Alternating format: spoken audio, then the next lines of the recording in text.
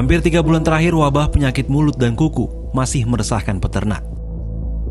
Tanpa ampun, virus melumpuhkan hewan berkuku belah seperti sapi, domba, kambing, dan babi. Bahkan sebagian ternak pun mati. Ancaman PMK dimulai dengan kasus pertama di Gresik, Jawa Timur pada Mei 2022. Hingga 12 Juli 2022, BNPB merilis total lebih dari 340.000 kasus yang tersebar di 22 provinsi. PMK sebenarnya terdeteksi juga di Indonesia 7 tahun silam, yaitu pada 2015. Beberapa kasus PMK 2015 muncul senyap. Saat itu Indonesia masih menyandang status bebas PMK sejak 1990. Investigasi Harian Kompas mengungkap PMK 2015. Dokumen hasil pengujian laboratorium veteriner mengonfirmasi serangan virus PMK pada ternak babi di Provinsi Jawa Barat dan Banten tahun 2015. Hasil pengujian sampel babi dari 3 tempat, 2 dari Kecamatan Gunung Sindur di Kabupaten Bogor, dan 1 dari Kecamatan Neglasari, Kota Tangerang pada Agustus dan September 2015 ternyata positif PMK. Pengujian dilakukan pada 100 lebih sampel menggunakan metode Polymerase Chain Reaction atau PCR. Bukti adanya PMK tahun 2015 diperkuat dengan hasil pengujian sampel hewan ternak yang diduga terpapar PMK oleh Pusat Veteriner Farma atau Pusvetma, Kementan di Surabaya, Jawa Timur. Pusvetma menguji sampel di Laboratorium Biosecurity Level 3 atau BSL-3 Universitas Airlangga September 2015. Pengelola lab BSL-3 Unair ketika itu, C. Anidom, mengakui hasil pengujian sampel hewan dari Pusvetma lewat metode PCR menunjukkan positif PMK. Dalam layar digital, bar berwarna putih ini menunjukkan hasil positif.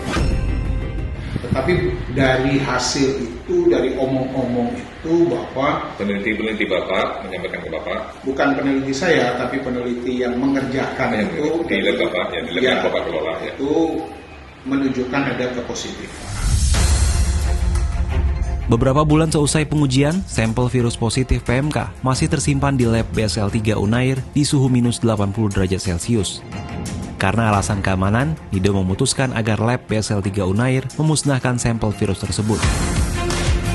Kompas mendapatkan hasil pengujian sampel virus di lab BSL-3 Unair, dokumen keterangan asal sampel, properti pengujian, dan catatan terkait pengujian sampel pada tahun 2015 tersebut. Hal yang berlawanan dinyatakan Endang Pujastuti, Kepala Pusvetma Surabaya tahun 2015, yang tidak menyebut sampel itu positif. Kita bukan mengatakan positif karena itu harus dikonfirmasi itu kan. Kemana?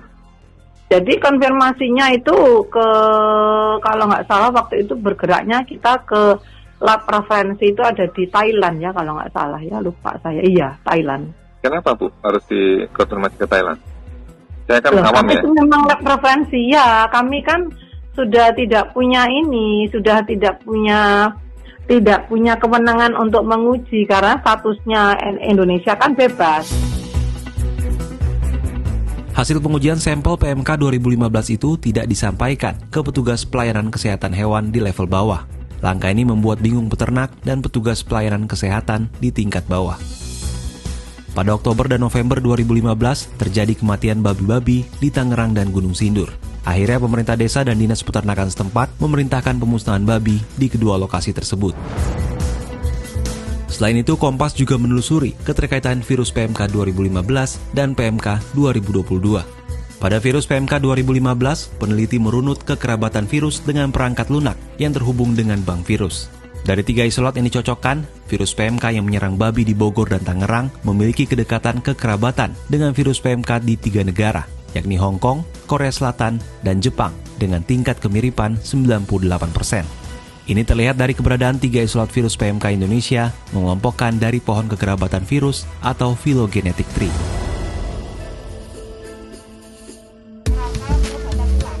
Selanjutnya untuk meneliti virus PMK 2022, Kompas bekerjasama dengan Guru Besar Virologi dan Biologi Molekuler Fakultas Kedokteran Hewan Universitas Udayana, I Gusti Ngurah Kade Mahardika. Tim menyerahkan 4 sekuens virus 2022, 2 diantaranya berasal dari Aceh, 1 dari Bangka Belitung, dan 1 lagi Jawa Timur.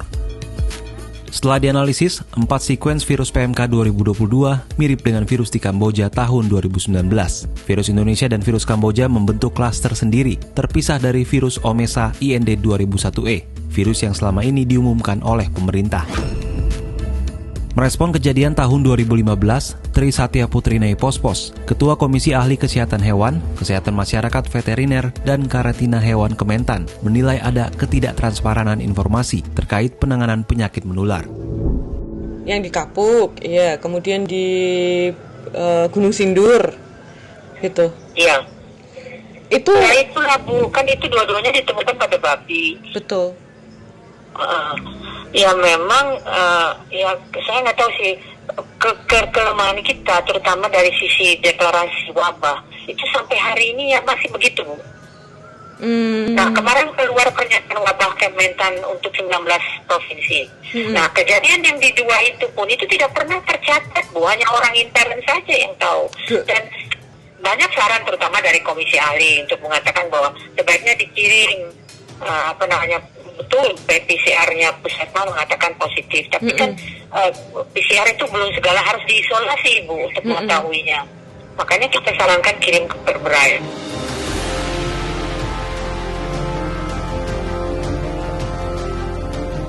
Apabila benar ada penyembunyian informasi terkait penyakit berbahaya, maka langkah ini bertentangan dengan pasal 14 dan 15 Peraturan Pemerintah Nomor 47 Tahun 2014 tentang pengendalian dan penanggulangan penyakit hewan.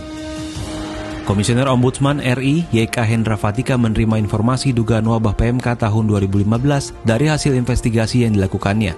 Ia menganggap aparat pemerintah yang memiliki kewenangan di bidang kesehatan hewan telah mengabaikan kewajiban hukum. Jelas, itu harusnya dideklarasikan agar semua hati-hati kan, ngurus babi hati-hati, datangin hewan hati-hati.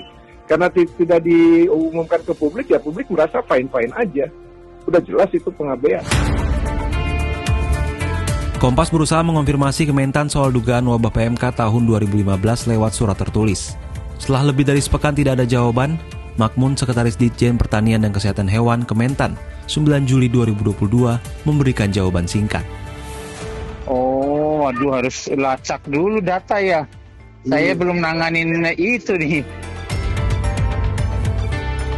Sedangkan terkait temuan 4 sekuens virus PMK 2022 dinilai belum mewakili gambaran proporsional wabah PMK di Indonesia.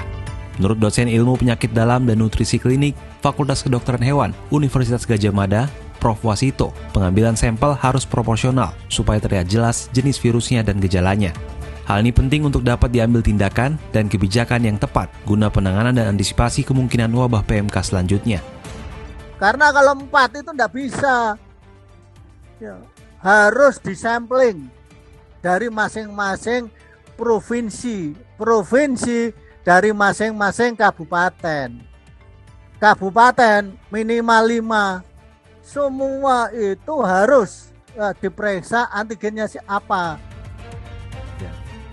Diambil cairan lepuh di PCR itu cepat, di masing-masing tempat kita punya PCR, di Medan punya PCR, di mana Bukit Tinggi ada BPVet, Medan ada BPVet, ya Jawa Timur ada Puskesmas misalnya ya toh. Jawa Tengah, Jawa dan Madura itu ada BPVet. Di Wates itu bisa dan harus itu. Ya karena kita tahu ya serotipenya itu ada 7 meskipun yang dikatakan sering itu terus itu yang disalah-salahkan terus. Tapi tidak pernah diuji semua. Ya 7 dan mereka mudah mengalami mutasi.